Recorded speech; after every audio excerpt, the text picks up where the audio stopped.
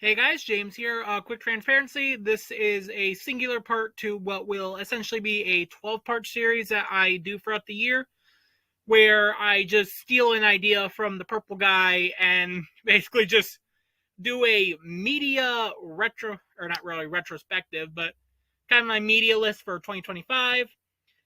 Again, all transparency, I am stealing this from the purple man himself. I'm not gonna name him just because I think everyone in my audience knows who I'm talking about, and I want to go throughout the year, not directly naming any big Death Battle YouTuber names, and just see if people can understand who the hell I'm talking about without me ever saying their name.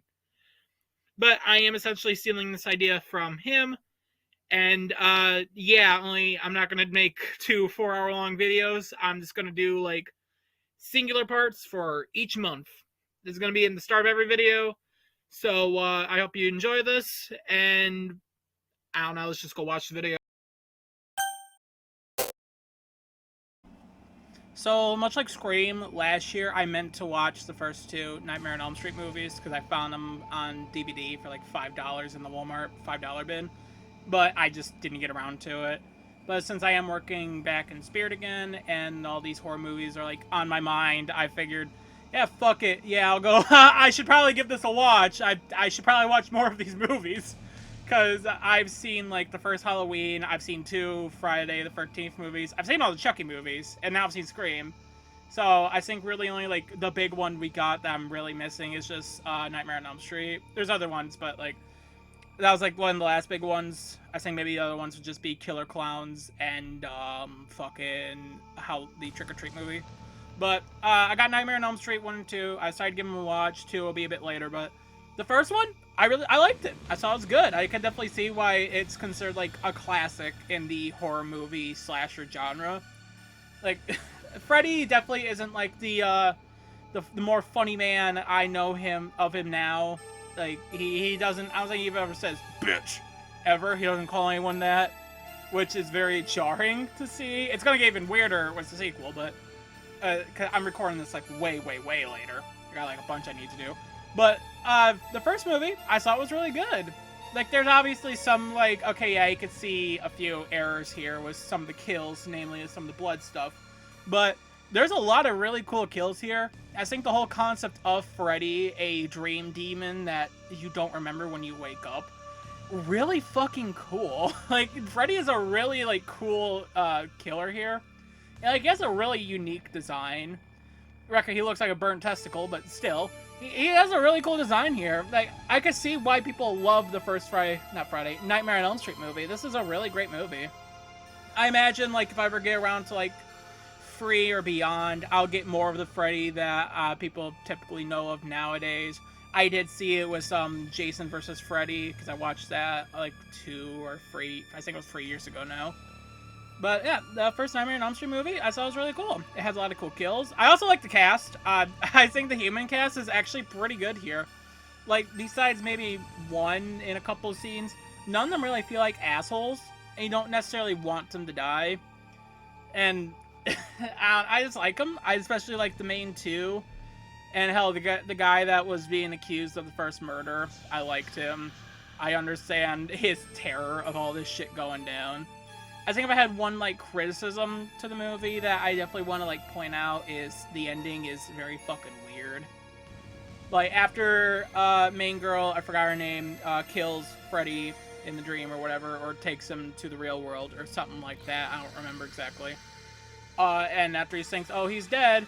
Oh, now all of the friends that were killed and her mom are back. So it's like, oh, was that all a dream? And then, oh no, they're now in the Freddy mobile. And then they drive off, presumably dead. I don't know.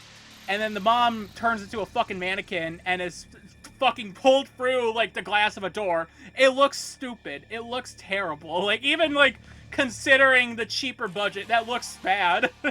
I don't know what the hell that ending was. I guess it might have been, like, a higher-up push or whatever. But yeah, the ending was weird. I didn't like that. The rest of the movie, though, I thought was pretty good. I definitely see why people like this movie, or like this series. Or at least consider this a classic. I liked it. That's my thing. So My Hero Academia Vigilantes season 1, I've not seen. I've not read the manga yet. I do have volume 1 that's kind of sitting aside right now. I think I mentioned that earlier. I want to get to that somewhat soon. I think I should be. But the anime, first season of it, I do think there will be a second season. I really like this. I started like watching it and keeping track of every episode that came out, like when it was releasing, but then I took a bit of a break on it for some other things, and then like I was like, okay, I don't know what the next episode is. I kind of want to wait until like, okay, yeah, this is the end of season 1 before I continue, because of anime doing this shit where like they don't make it clear if it's season 1 or season 2, or it's all one season, and they just like my mic is really far away, and they just like fucking split it in half. It's annoying, especially when doing this. But anyways, I'm pretty sure it's just season 1. My Hero Academia Vigilantes. I loved it. It's like, for starters, the animation, really good. The art style does feel slightly different from, like, main My Hero Academia, and that's not a bad thing. I think it does help to make it stand out on its own. And I do like the art style here. And I also like seeing a bunch of the characters that I recognize from the main series in this, such as, you know, like Aizawa, Midnight, Present Mike, and Genium, whatever the fuck Ida's older brother hero name is. Those guys, it's really cool seeing them here. And the original characters for this, I really like. The main trio in Crawler, Pop Step, and Knuckle Duster, I really like them. I think they're all great. I really love like the chemistry between the three. Especially, and like Pop Step's probably my favorite. I think she's a lot of fun. She's very interesting. She's probably not the deepest of the bunch, but I just find her really fucking fun. And like the story itself, I really like. The whole mystery and like who is this B-girl and her quirk, and you know, like piecing together, not really piecing together, but like finding out like spoilers, by the way. If you're not seeing it but you want to, I recommend go watching it now, because I will spoil some stuff here. But find out like, oh, that's actually Knuckle Duster's daughter, and that's why he's fighting despite being quirkless.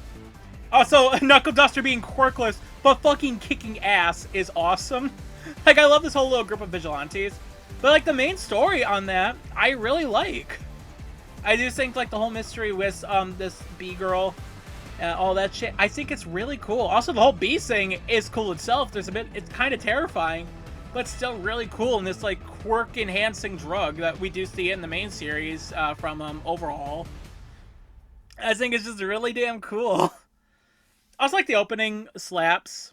I love it. My Hero Ac openings, they're great. I do think we kind of peaked with the first one, but this one does take me back to that one in a way. It's just like, I fucking love it. This is a jam. I do like how many like side characters there are, where like it doesn't feel like it's too many. Excuse me. It doesn't feel like there's too many, but it also feels like they get a good enough amount of screen time to be like, okay, yeah, I can dig them. Like for like the couple that were like originally antagonists, but then, you know, kind of became a bit of an ally to the main group. And it's just like, especially I think my favorite is just like the free punks at the start, to where like, yeah, they're punks at the start, yeah, but I feel like the more we got to know them, they're pretty cool dudes. Like, yeah, they started a useless fucking street fight, but still, I think they're pretty cool. I am excited for season 2. I'm pretty sure that will be a thing. I'm excited for that, and I am excited to get more into the manga, because since My Hero, the mainline manga, is ending, like, in October, I'm pretty sure, like, physically wise, I'm waiting for Volume 42 to release, which should be October 5th, I want to say. I am going to start getting more into, like, the side series, starting with Vigilantes, and go from there. But, yeah, I really liked it. I'm glad this actually did get an anime adaptation, because it was really good. I don't know if maybe not my favorite anime of the year so far, but I really liked it.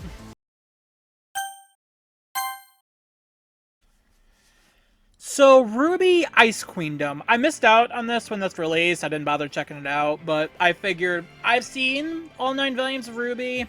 I kind of want to watch something RWBY related. Completely forgot about the DC crossover movies that came out. And I just went to Ice Queendom, and I'm kind of got a little bit of a mixed thoughts on this one. So, for starters, I want to get the things out of the way that I don't really like. One is the animation. It doesn't look great. I don't like the art style or the animation used in this. Something about it looks kind of cheap to me. I don't know, that might just be a me thing, but I just don't like how it looks. It kind of makes me feel like this project was on a bit of a budget, looking at it. And yeah, I don't... The animation ain't great. And the voice acting, similar boat, but not as bad. I think the voice acting does have moments of being pretty solid, but also it then has moments of just like, that don't sound right. That don't sound like the correct tone for this situation. And then let's talk about the opening episodes, because why not? The opening, like the first 3 or so episodes of this 12 episode series is really just a recap of the first few episodes of Volume 1 of RWBY. And it just speed runs through them to get to the point. And like there's a few differentiating things, like a few additional stuff that I don't think was in Volume 1, such as, you know, like RWBY before, you know, that chance encounter that led her into the Beacon. An extra moment was John and his team, Juniper, I think it's called. I forget. Extra moment is that to introduce the new Grimm that takes the form of a nightmare and puts you into coma, I guess. That was new. That was neat. And the new Grimm is also decent. Like, I think it's a really cool concept. And really, the whole story, I think, is a cool concept. Because basically, it's what if Weiss didn't get so easily get over her racism to the fauna, I guess. What if that wasn't so easily done? Also, what if she didn't so easily accept RWBY as the team leader and not her? That's kind of the whole thing of it. Like, the thing eating at the back of her mind that I don't believe mainline RWBY covered too much on, at least for the time. And the Grimm kind of takes the whole, that subconscious negative thought and turns it into a form of a nightmare and like a subconscious realm. It's kind of weird, but I think it's a really cool cool concept. I think it's a really cool concept. It's the execution that I'm kind of a bit iffy on, all things considered. Because I think the pacing, once we actually start getting into the new shit that's past the recaps, pretty solid. The whole Ice Queendom shit is really cool, seeing this different version of Weiss, all that shit. I thought it was really neat, and you know, how these characters are kind of viewed in Weiss's subconscious, I guess. I think that was really cool. Execution, though, it's kind of sloppy.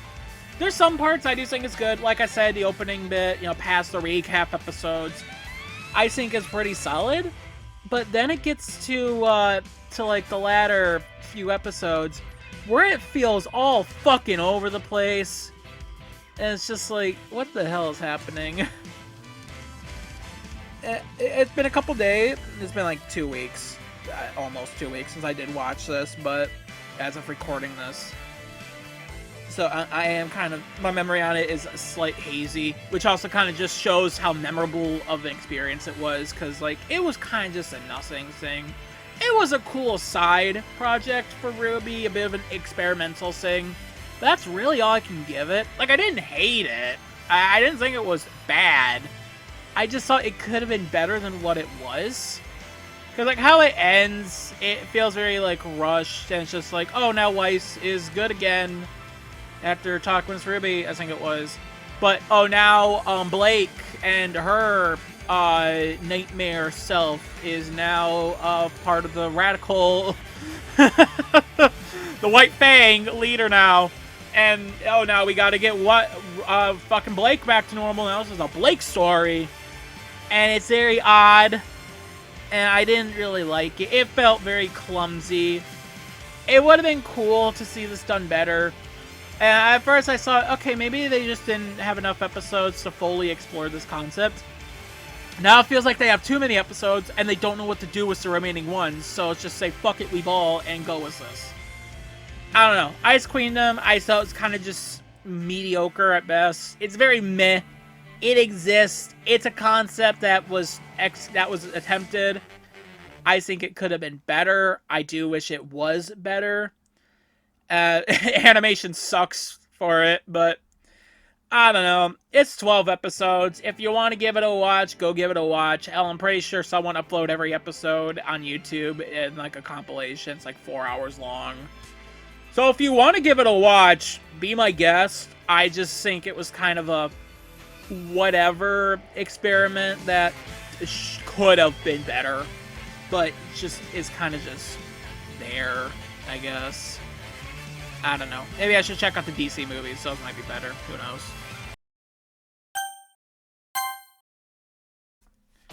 So now that I finally was able to continue Berserk with Volume 8, I got 9 at the same time I got 8, because I was lucky enough Barnes & Noble had it in stock. But I love this volume. This is great. Skull Knight appears. I remember Skull Knight from the cast. That's all I remember of him. But also, it sounds like the Eclipse might be in one of these next 2 volumes. And as fucked up as it is for me to say, I can't wait to get to that because I know what happens in it. It's entirely because, like, I'm in the area that it's the only part people really talked about was Berserk. So I want to get to the stuff I haven't really seen before, or really heard discussed in a lot of detail before. So I'm really excited to get to that part of the series. As like, it's been this thing I've been waiting for to happen. Like, is it going to be the next one? Okay, is it going to be in this volume? Is it going? Okay, when is this going to happen? When is Griffith going to be a bastard man and kill everyone?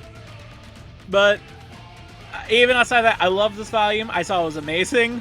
Guts and Casca is finally a thing after so long.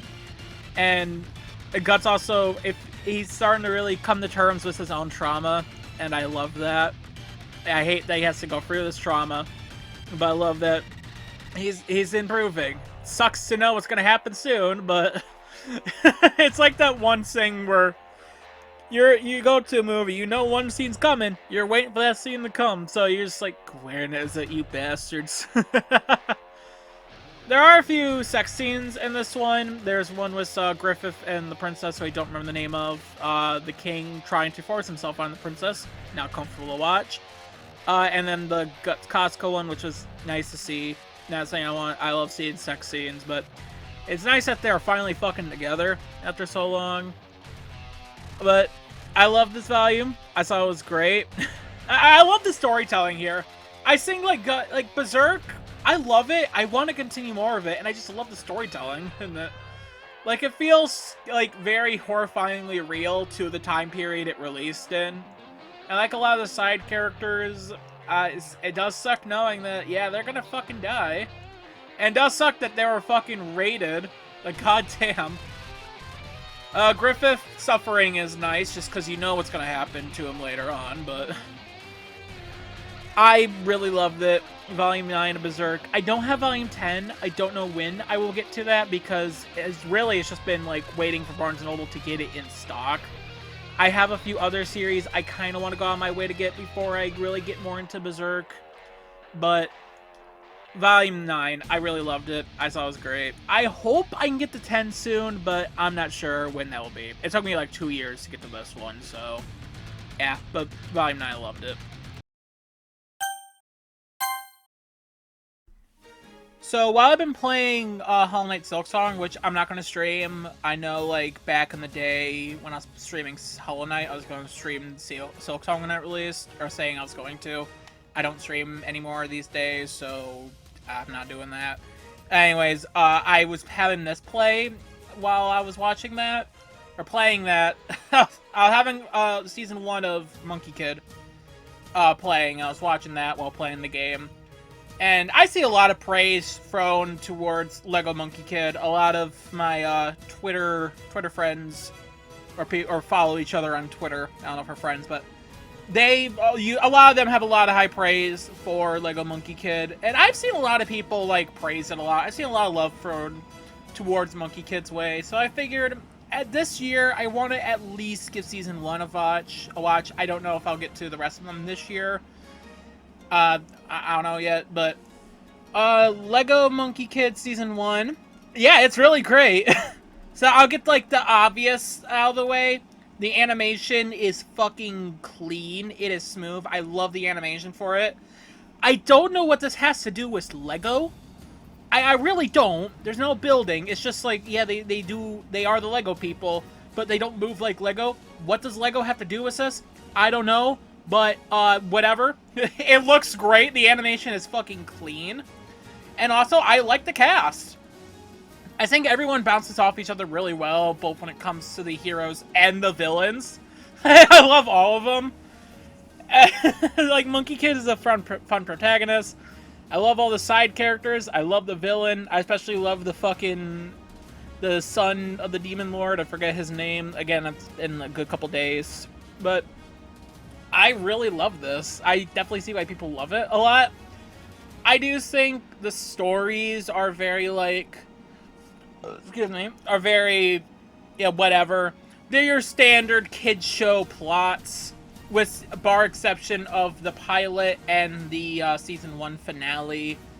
I do think those are definitely like, okay, yeah, this ain't like your standard kids plot. Like, it's not anything like new or anything. It's not groundbreaking. But like, like what I said was K-pop Demon Slayers. That's not a bad thing. It doesn't have to remake the wheel to be amazing. Because yeah, I do think this season is very great. I definitely see why people love it, from both like the animation and just the characters. They bounce off each other really well, and I don't know what more to say. Like, I'm glad I did give this a watch. I would like to watch more of the series, because it's great. It's a really good show. I'm glad, like, I don't know if it's better than Ninjago. Is there like a comparison video between Ninjago and Lego Monkey Kid? I'm wondering about that. I don't know. But yeah, no, season 1 of Lego Monkey Kid. I think it's definitely great. I would like to watch the rest of it. I don't know when I'll do that, but... and I definitely see why people love this so much. For Tyler is an internet on-fiction Gmod story. It's a very short one. You can go on YouTube. It's not super long. You could probably watch all of it pretty quickly. And I would actually recommend giving it a watch, because it was a very great series, albeit a very short one, but one that didn't really feel like it overstayed its welcome. For Tyler is basically about a guy named Connor, who's uploading old Gmod videos of playing with his friend Tyler on Gmod. And they're all like corrupted files. It's what he can salvage and whatnot. And Tyler died in a car accident, I think like a year or two prior to everything happening here. And he's having trouble like moving on from that accident. So it's kind of a bit of a memorial for his friend, while also getting over the grief of that loss. It's a very great, it's short, but a great little series. There's an entity in the game that's taking over Tyler's player model from the game. And it's cool. It's really cool. Like, the story is very, like, yeah, it's simple. You probably heard it before. But it's still, like, a really good little series. So, I highly recommend it. I'll get, like, all the positives I want to say. A lot of, like, just the Gmod shit that's just Tyler and Connor just playing the game. It feels very real. Just two high school friends just dicking around in a game. The friendship feels legit. And I definitely have to give praise to that. Some people might, like, complain about the slower pacing, which is fair. But also, like, this is to set things up. So, I don't know. Like, it's setting up the dynamic between the two and really giving you a feel, like, how their friendship is. Which, like, hey, I'm not opposed to them taking the time to do that for this series. There's also some, like, hidden videos that, like, you gotta do, like, it's not, like, binary or Morse code. I don't remember the cipher. But for, like, glitches from the corruption leading to some privated videos. And some of those show, like, a bit more of a moral ambiguity, I can't say the word, of Connor, because he's playing fucking TF2 with a 15-year-old, and like, yeah, that's kind of morally bad, and it like, he doesn't do anything bad. Like, Connor is self-aware enough to know, like, yeah, he shouldn't be doing this. But I do like that it gives a bit of like a moral uncertainty to it, because he's like 20 or 19, one of those two. He probably shouldn't be playing games with a 15-year-old. And I don't know. I like that it kind of makes him a bit like the viewer might not be sure if they should support this guy. Because, yeah, it's a bit weird. Thankfully, nothing weird like that happens in it. But I do like that. You don't often see a lot of like these type of series kind of give that moral uncertainty to your protagonists. But also, it's what the entity wants. I don't think the entity is ever given a name. I'm just going to call it the entity. But the entity, I think, has a really cool opening. Like, he's first shown in like the 7-Eleven basement, if you know that map. And I think it's really cool. Because it's just a stretched out version of Tyler's player model, and he mostly just stands there. And while like it does kind of sound a bit cliche, I think it works here. Like, you do have that sense of like uncertainty where you don't really know what the entity wants. At first, it seems like it's trying to make Connor accept what happens, but now it's more so just like he's just trying to torment Connor. Which is kind of where I'm going to start getting to my criticisms of it. Because, like, as much as I love, like, the reality of everything with this, even with the, like, the whole supernatural aspect, I don't like that the entity kind of just turns into just a generic villain. Just, I must make you suffer and die. It's just like, I kind of liked it more when it was very uncertain. That's just me. And also, I'm going to be in the minority of this. I don't like how cinematic the ending, like the end episode feels. Because throughout the whole thing, we know Connor is talking through the chat, like the in-game chat in Gmod. He's typing everything out. But for the finale, the final episode, now it's text-to-speech. Which, I mean, that's understandable, considering everything going on. But when he starts talking a bit more like an anime protag, it does kind of reel back the reality of it all for me. Like, it kind of takes me a bit out of it. Like, I can give the, I can just give the, fucking, oh, what's the word I'm looking for? I don't know the word I'm looking for, but, like, where I could just, like, okay, yeah, I can accept that this is now a text-speech thing, but with how he talks, it's very, like, I don't know, this don't feel right to me, Chief. And we got a lot more, like, cinematic shots. Some of them I do think works and still feels natural. Like him running from the entity and just the entity in general doing all the shit it does. Then we got ones from, like, the third-person point of view. And it's just like, okay, how is this in the video? How is this realistically here? I don't know. It feels a little wonky to me. And I know I'm in the minority of this. A lot of people love how cinematic the ending feels. But it kind of just takes me out of the reality of it all. Personally, that's just me, though. It doesn't kill it for me. Obviously, I still have all my praise for it. But it does kind of, like, take me a bit out of it. And also, while there's the YouTube channel, there's also a Reddit that goes along with it. I couldn't find the Reddit, which I think was a bit of a drawback when it came to two characters that were revealed in, like, the last episode as, like, two of Connor's friends.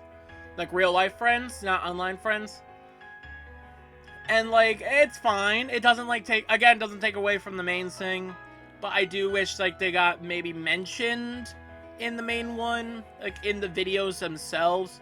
Because I don't know this for certainty, but I wouldn't be surprised if they're mentioned at some point in, like, on the Reddit.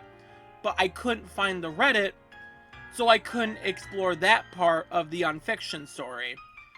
So I do feel like that's just a bit of a mix-up there, a bit of an error. I don't know. Like, I was looking on the YouTube channel, I couldn't really find it anywhere. Maybe I didn't look hard enough. And I looked up For Tyler Reddit online, but I couldn't find, like, an account for this, so I don't know if the account got nuked or what. But those are kind of like my main two issues, and that's really it. I got, well, main three issues I got. The entity, I think, kind of just takes a turn I'm not really fond of. A bit too cinematic experience in the end. That kind of takes away the realism for me. And just, like, two characters that are, like, they're not important enough for me to care. Like, I'm sure they are important to Connor, but as a viewer, for me, I don't find them important enough to be like, I'm super bothered by this. Overall, I do think it's a really great short series. Again, like, there's a lot of realism that I do love. And how the entity is first shown is amazing. Like, I love him. I love his introduction. It's really good. So, I recommend watching this. Again, it's not long. In fact, there's even, like, a playlist on the channel that puts in, like, every video. There's one missing, but there's also another playlist online that a fan made that does include that. So, if you can find that, go for that one. If not, it's fine. But, yeah, overall, for Tyler, I think it's a really great but short on-fiction series. And I recommend giving it a watch. It's really good, and again, it won't take you too long. But, I mean, yeah, really good one right there. So, the Kaiju no 8 manga continues to be a fucking banger. With volume 14. I keep wanting to say it's 15 for some reason. I know it's not. But, spoilers for manga stuff that's obviously not in the anime yet. But finally seeing, like, Kafka and Mina team up together to fight against No 9. Fucking awesome. And learning that No 9 really just wants to know more about humanity while taking over humanity. Really cool. I really like Kaiju no 9. He's probably one of my favorite, like, villains of this generation so far for, or this decade, I should say, for manga villains. He's really fucking cool. I can't wait for 15. 15 and 16 will be the last ones, and I'm really curious how those will go, because with how, like, this ended, it feels like we're nearing the end of the fight for No 9, and No 9's, like, the only really big antagonist here. I don't know if Kaiju no 8 might get, like, a sequel series at some point in the future. It didn't really go on that long, surprisingly, but whatever. This is a great volume. Just seeing these two team up after, like, so long is awesome. I can't wait for the rest of it. I can't wait to read the rest when the next volume comes out. And I wish I knew when. A bunch of others, I could look it up, but Kaiju no 8, for some reason, it's just like, I can't find the exact date this releases for America.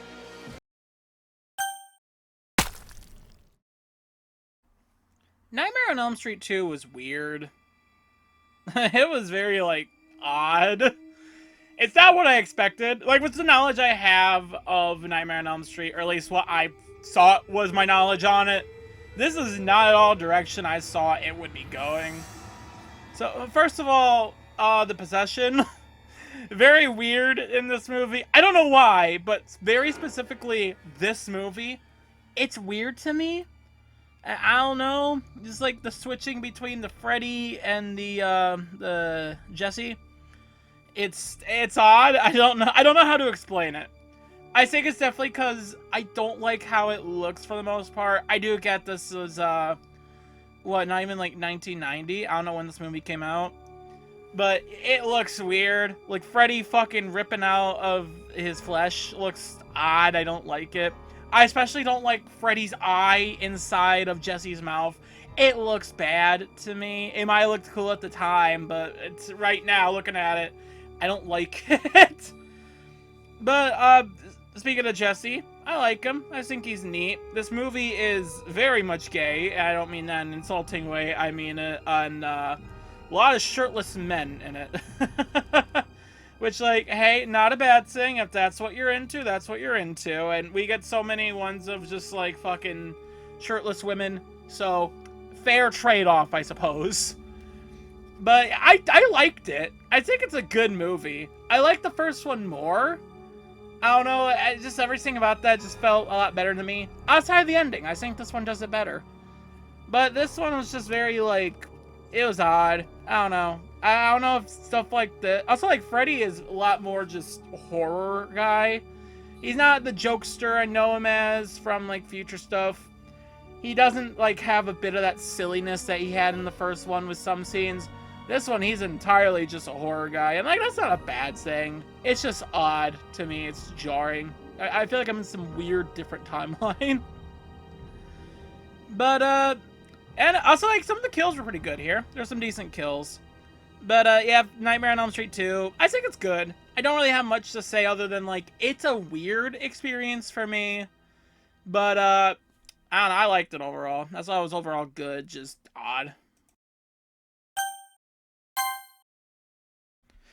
So, Evergreen Volume 3, it was this volume that I learned that, oh, the person that wrote the story to Evergreen also wrote the story to Golden Time, which, you might remember Golden Time. I watched the anime, like, in January. That was the first thing I went in detail on for this 25 media coverage. But that was a neat thing to learn about. And I guess that person also made, I can't remember the name of it, like, Torado or whatever. It's like one of like the highest rated romance animes. Anyways, Evergreen Volume 3. I finally got around to continuing it. There was an eBay seller I was gonna buy Volume 3 and 4 from because they were like together for like 15 bucks. But someone bought it for me, so I'm like, well, fuck me. But recently, I was able to find these two at a place I go to for like manga and anime figures and shit like that. So I'm like, oh, okay. I guess I'll get that now, and I'll finish the series, because the last two volumes. And Volume 3, I don't really have much to say on it. It was fine. There's some decent romance stuff. Some stuff in it I just didn't care for. I think it's an overall fine package of a book. There's like two romance plots going on between the main two, and then like the side two. The side one got like completely a bit shafted in this. But there's some good romance sections for the main two in this volume. So, I don't know. It's fine. For what it is, I think it's just kind of fine. Soul Eater Not. It's a spin-off to Soul Eater. Just like how I wanted to watch something Ruby related for Ruby Maka during its waiting period, I also wanted to do something Soul Eater related. But since I've already seen the full main manga, I've watched the anime already, I wanted to do something I haven't done yet, so the only thing left was Soul Eater Not. I could have done the anime for it, but I decided to pick up the manga. The Perfect Edition Volume 1, where I think it's like the first volume and half of Volume 2, I think it is, I'm not super sure. But I decided to pick it up, give it a read, and it's different. It's different from, like, main Soul Eater. Like, very different. The art style is slightly different. That'd be a bit more, like, cutesy and whatnot. The jokes are generally, like, same. But, like, yeah, art style is different. The general tone of it is very different. There is, like, a thing going on in the back with, like, insomniac creepy fuckers. Who are... That seems to be more, like, the overarching plot going on. But for the most part, it's generally a slice of life sitcom, not sitcom, but like generally something that's just simple, nice, simple, just enjoying school days. Something Soul Eater was not to the same extent.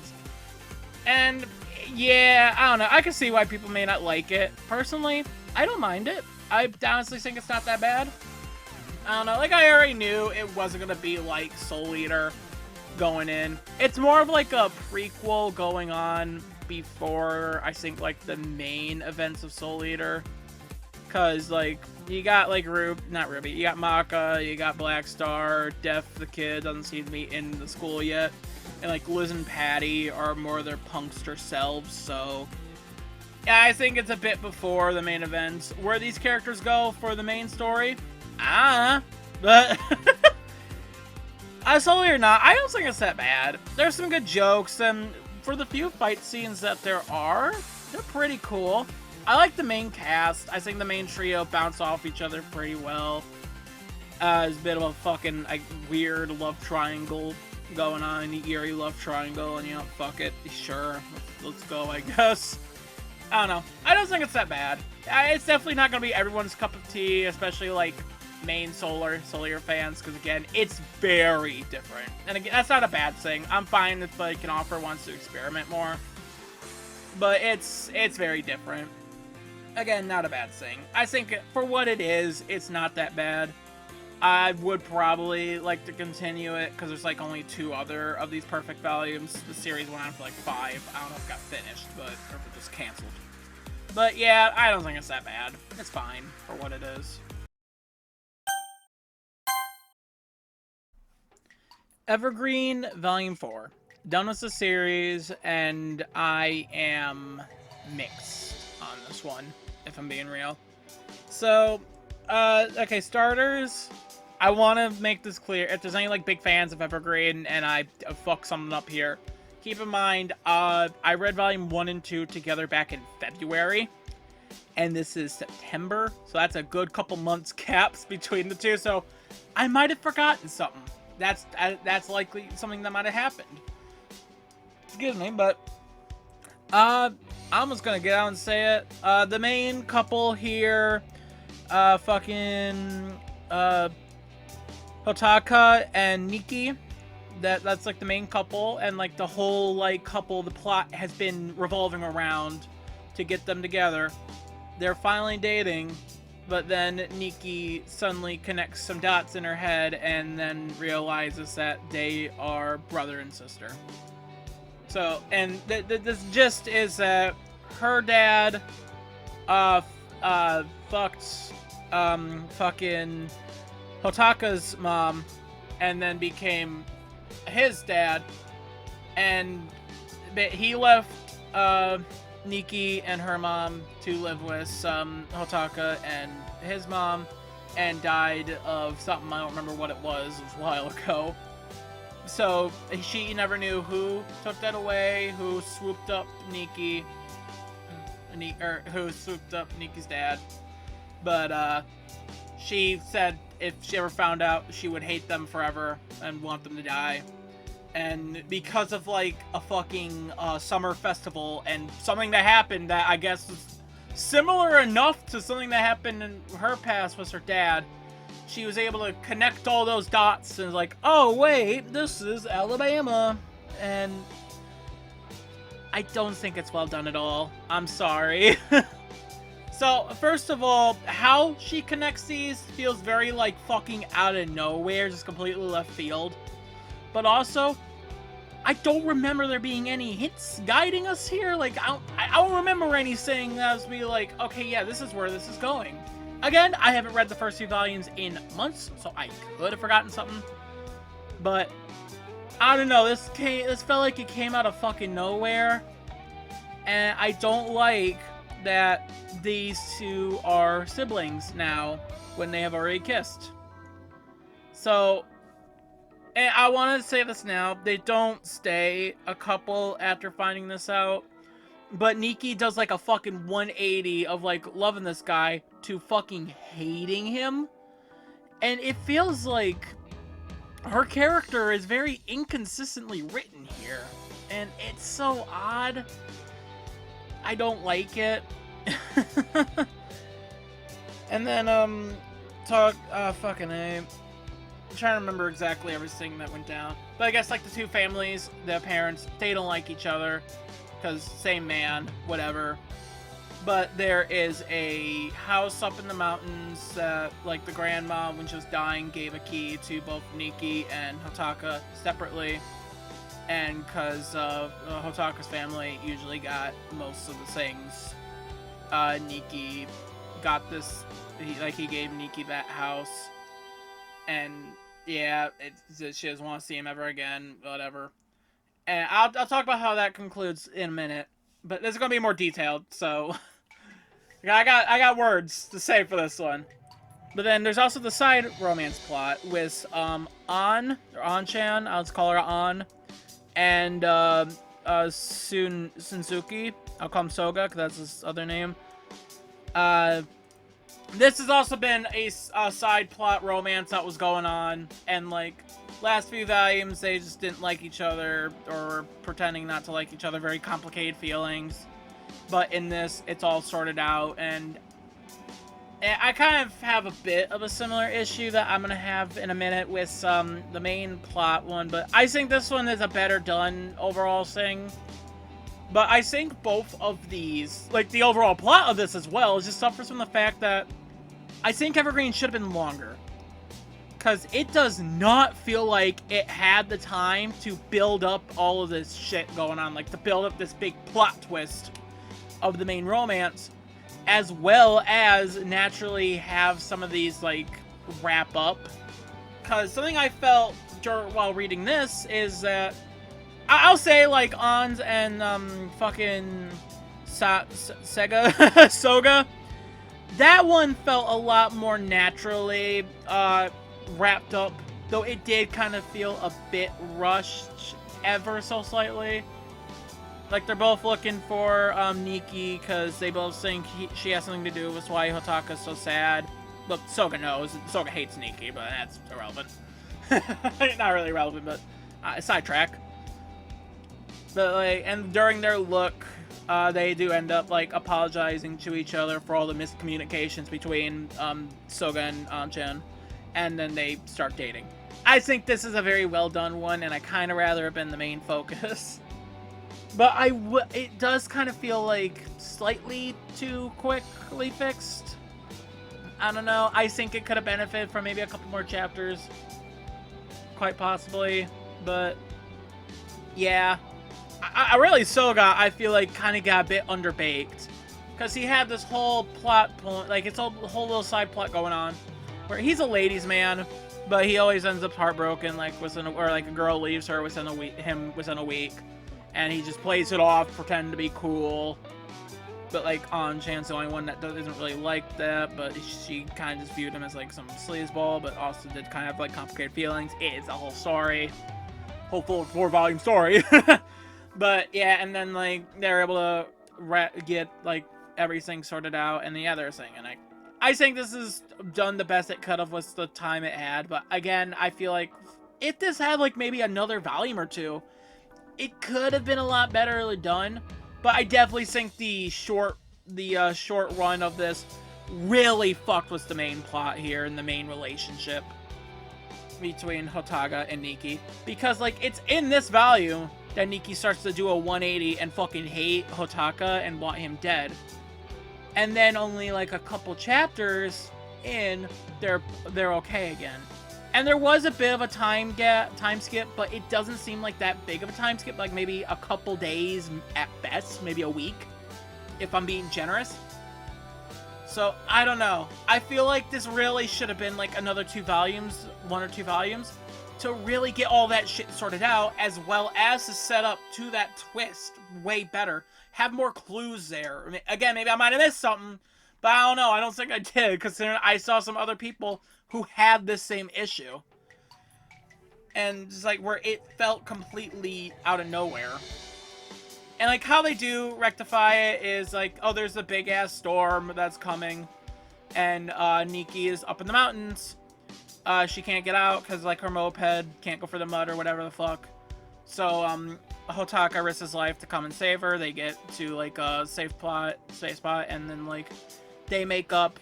And even Hotaka's mom treats Nikki with kindness despite being from, like, the rivaling family or whatever. So, that kind of gets wrapped up. But it feels too quick. All of this is in, like, one volume. Like, this whole fight, the revelation, and the making up is all in one volume. And it feels way too quickly fixed. I don't know. Maybe because I read it, like, in one sitting that I felt this way. But I don't know. I don't think this is really well done at all. And like it does like some weird thing to tie in the title of Evergreen to it. To like, no fruits will bear from this because, you know, it fucking incest. We don't want to go the incest route now, do we, folks? And it's just an evergreen. There's no fruits that will bear, but nothing will die out because they're still like in private. They reconnect as now siblings, but it feels a bit half-baked. I think that kind of describes Evergreen for me. It's a very underbaked series. It should have gone on longer, really. Had more time to like flush everything out, to like naturally put everything together. I feel like that would have been way better.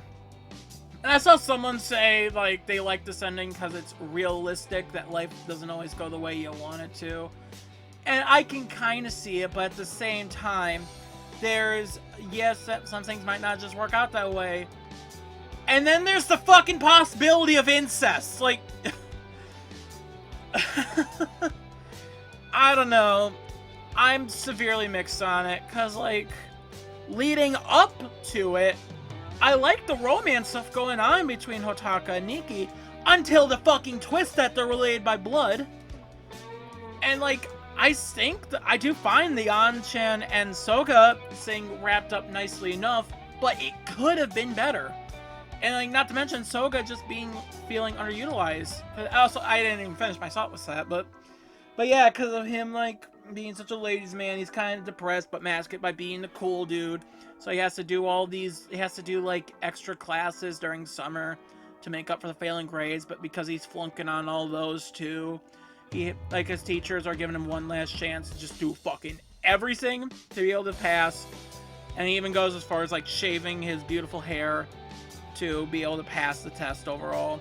And like, I don't know. It feels like the offer didn't like they had an idea what they wanted to do with Soga, but couldn't fully do that idea. So they kind of had to like cram it all in that last volume. Because like the last 2 volumes is where that really happens. I don't know. And An-chan, I don't really have any issue with her. She's like the most consistently written throughout the whole series, and she's probably my favorite character of the bunch, just because I don't have really any issue with her. And like the only one I did is also by extension with Soga, and just the general issue I have with the whole manga. So I don't know. Evergreen as a whole, I'm mixed on it. I think it has good moments leading up to it. It's mostly fine until then. I wouldn't say it's anything like amazing or like I'm gonna remember this for my whole fucking life, obviously. But at the same time, like, it wasn't bad. But this twist is just not good and feels so poorly executed that I just can't help but be like, what the fuck happened with this? I don't know. Overall, Evergreen, I think it could have been better. It really could have been better. It would have benefited from a longer run. It's only like 4 volumes, so if you want to give it a read, go ahead, but I wouldn't say like you should. It's up to you if you wanna. I probably wouldn't go and recommend it. The My Little Pony movie. Basically the only reason I watched this was just because it was playing in a server I'm in, and like, I have friends who like MLP. Why not give the movie a watch? Why the fuck not? So I gave it a watch, and it was good. I think it was a good movie. I'd probably like it more if I was a My Little Pony fan. I definitely did enjoy it more by watching it just with a group of people. I thought that was just fun. Like, it definitely helped the experience. And this one random ass thing, not related at all to the film, but like during the villain, the unicorn with the broken horn, during her song with Twilight in the Cage, I just randomly had the thought of just like, so we all agree that this unicorn pegs, right? And like half of the call was just like, what the fuck are you talking about? And the other half was just dying of laughter and fully agreed. So that was a highlight of watching this movie. And then we watched like some coverage of the human ones after, and then it was mostly just like roasting the streamer a little bit. Anyways, because like I was watching this in like it's like a streamer's Discord. I don't know. It's a small ass streamer, so I just find it fun. Anyways, the movie itself, I thought it was good. Sad no Discord in it, but I understand that if Discord was here, the movie would be over like in a second once Fluttershy was threatened. But the movie itself I thought was good. Like, the animation is, obviously, it's pretty good. I do like that, this is like 2017, I think. I do like that we were at least getting like a big 2D movie on the big screen. That's nice. We really only get those like once a year, but I think since 2020 onward, they became a lot rarer. We might get one once every 5 years now. But I thought the movie was good. The story is like, it's whatever. It's what I expect from My Little Pony. I haven't seen the full show. I've seen every episode with Discord in it because I was preparing for Bill vs. Discord. I wanted to learn more about Discord, but I didn't really feel like watching the whole show because that's like it's like 8 seasons of shit that I don't entirely want to watch. I do want to get around to My Little Pony one of these days, but besides the point. I thought the plot was fine for what it is. The villains, the evil unicorn that turns good at the end, I think she's fine. I don't know if she appears again in the show. The main big bad that doesn't really show up until the end, I liked him. He was funny. He was a funny little dude. And I like the songs in this. They're alright. I think they're fine. I really don't like the friend breakup scene. I really didn't like that because that felt so fucking forced. Like, Twilight, why the fuck were you trying to steal this fucking magic orb shit that's like like, why? I don't know why she would do that. Like, I get it, it's like, oh, we really have to do this. But also, like, trust the process of the friendship bullshit. Like, come on. It felt like a very forced cliche to happen in this movie. But, I don't know, I thought it was fine for what it is. I know I didn't really talk much about the movie in actuality, but I had fun watching it with a bunch of people, and I'm sure, like, if I was an actual My Little Pony fan, I would get more enjoyment out of this film. But I think for what it is, it's good. Sadly, I didn't get the opportunity to see Superman 2025 in theaters. Just a timing thing, like with a lot of movies that I saw this year that I didn't get to see in theaters. Just shitty timing. But James Gunn Superman, I want to just quick, and this is like old by this point, but the whole like war that was going on between the Snyder and the Gunn fans, I think it's stupid. I haven't seen really any of the Zack Snyder movies, but I don't know. I don't think it's that big of a deal. They had different ideas for what they wanted to do as the character. I don't know why fans want each other's blood so badly. And like, I think the funniest aspect about that is that apparently, like, the two, like, James Gunn and Zack Snyder, they're actually good friends. So I think that's just hilarious when, like, you compare their fans. But anyways, Superman. I love this. It was an amazing movie. Like, I really wish I did get to see it in theaters. So there is, like, spoilers, by the way. Spoilers to this movie. It came out this year, so I will give, like, a spoiler warning. But there's one change it makes from, like, you know, how Superman usually is, and that being, like, his parents sent him to, take over the Earth, which I don't know how I feel about that. I do understand, like, that plays more into, like, I guess, like, who you are isn't where you're born from aspect, which, you know, fair. It's not, like, the worst change ever made, but, I don't know, it's just odd. I'm like, huh, really? Okay. But, and I just think the one aspect is, like, when, Mr. Terrific said, like, you can't fake that. I'm like, you could probably fake that. I mean, this is an alien fucking language. No one understands what the hell they're saying. You can easily just bullshit that. Like, I don't know. That was kind of an oddity to me, but the rest of the movie I really loved. I love Superman in this movie. I think this is how you make Superman. I especially love. I'm gonna say this is entirely because of Death Battle. It ain't true, but I'm gonna say it is. That this is why we got Superman like this now. But I really do like how Clark is here. He's generally a really great guy that doesn't know what to do now that he found what his purpose to go into Earth was. Like, I love that. And like, how he doesn't really know what to do about all of this, but he knows what he wants to do is just help people, even if the people might be turning on him now. I love that. I love Superman in this. And also, I like all the side characters, too. Like Guy Gardner, Mr. Terrific, Hawker, what? Why does it feel like I'm saying it weird? Hawk Girl. I'm pretty sure that's who that is. I can't remember. I like them all here. Hawk Girl definitely feels the most like I have no opinion to you because she's not in it that much. At least like when you compare it to like Guy and Terrific, where like they have more of an impact where she just feels like she's there for the most part. But I like Guy in this. He's an asshole. He's fun though. He's a fun asshole. I love him just doing like the construct middle finger popping out of the ground. And like Terrific is also really cool. I like him in this. He's a cool character. I love that he gives no fucks. I do enjoy him.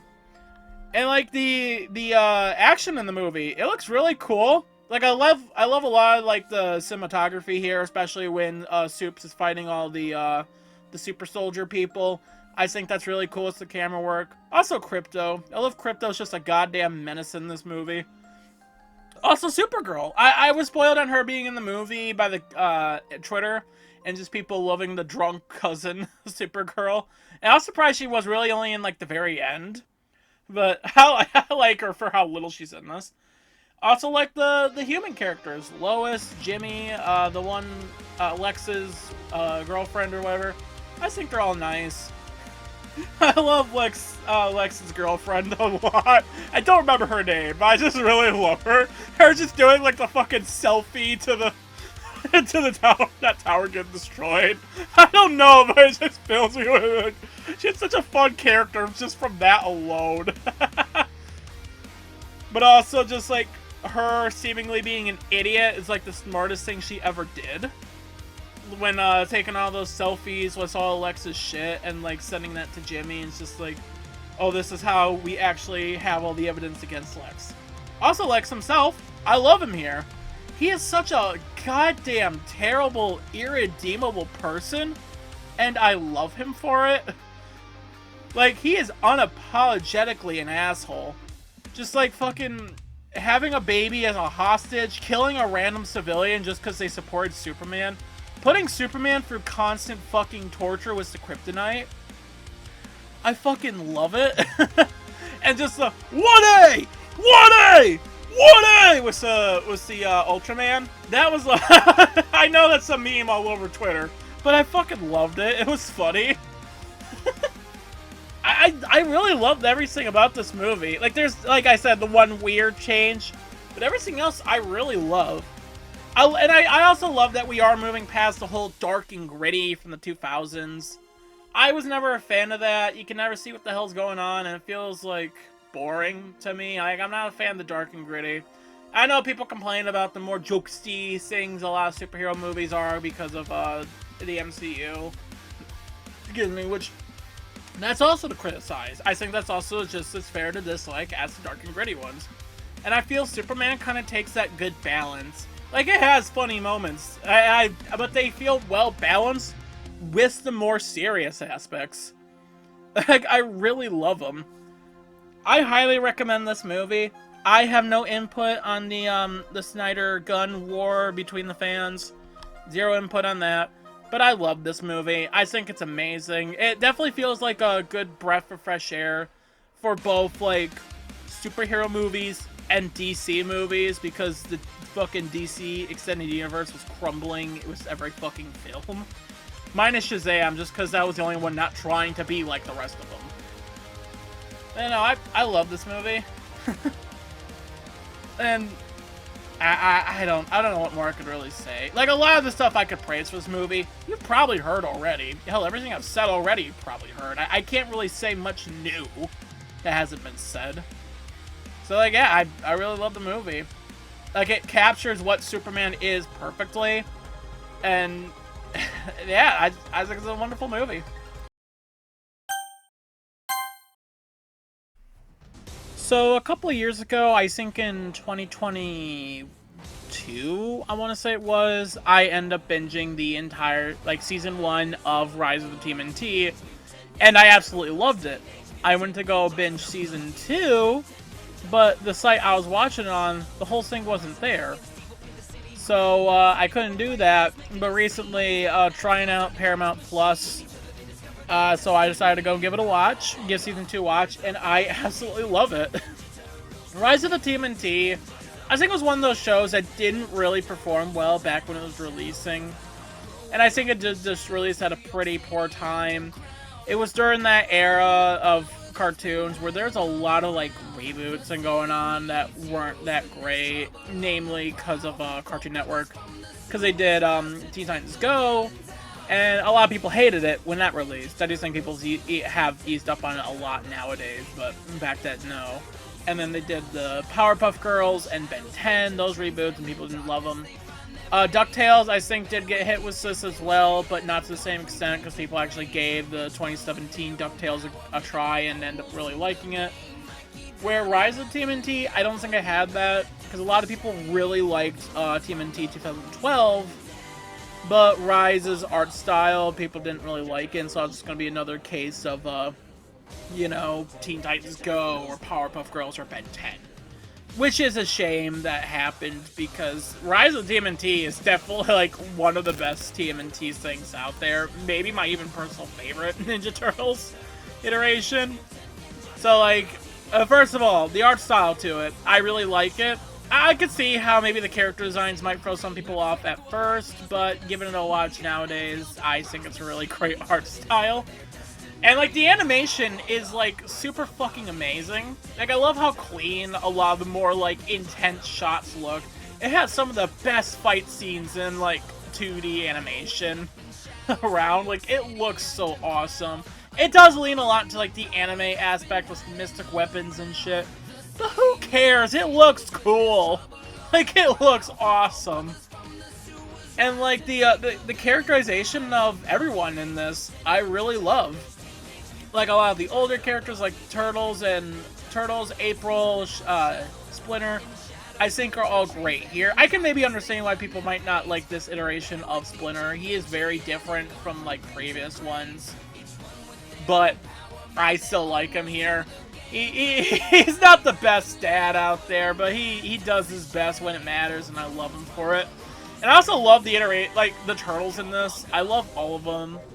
I do like the change of Raph being the leader here, because then, like, I think Raph is probably my favorite, because he is balancing, like, just being a teenager, having a fun time, while being, like, taking that responsibility. And also, April's really cool here. I like her. Like, this April, maybe one of my favorites? I don't know, I have to really compare with other April O'Neils. But I like this April, I don't mind the changes. And, like, a lot of the new characters, I really like them. Like Todd. I love Todd. He's so fucking funny. Drax, he's, it's Drax, right? I forget, sorry. But I really like him in this. He's a cool villain for the first season. And, like, a really cool ally in the second season. This is mainly second season I'm talking about here. But, like, Big Mama, I think she's a good villain. I love this version of Shredder where he's just, like, a fucking wild animal at first, and then, like, the season finale. Like, just Rise of TMNT, I think, is amazing. I think Season 2 is great, but definitely suffers the fate of, I don't think it was given the proper chance and had to quickly wrap up an ending, which is a shame.